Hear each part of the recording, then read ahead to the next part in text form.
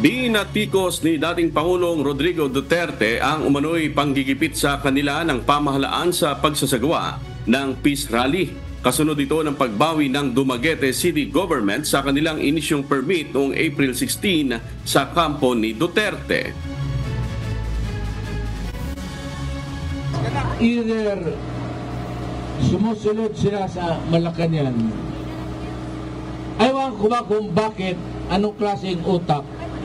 Nagbigay ka na nga ng permit, binawi mo pa kasi tumawag ang Malacanang.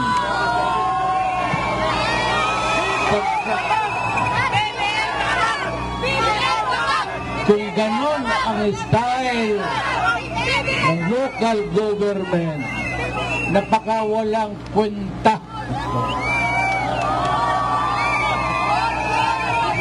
Hanap kayo ng iba.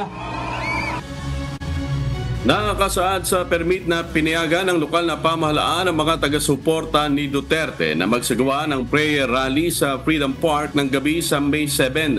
Pero binawi rin nila ito noong Lunes. Sa inilabas ng pahayag ng Provincial Government ng Negros Oriental, pansamantalang isasara ang Freedom Park para sa maintenance at rehabilitation.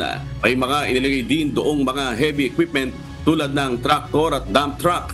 Ayon pa sa dating Pangulo, isa umano itong paglabag sa kanilang karapatan sa freedom of speech.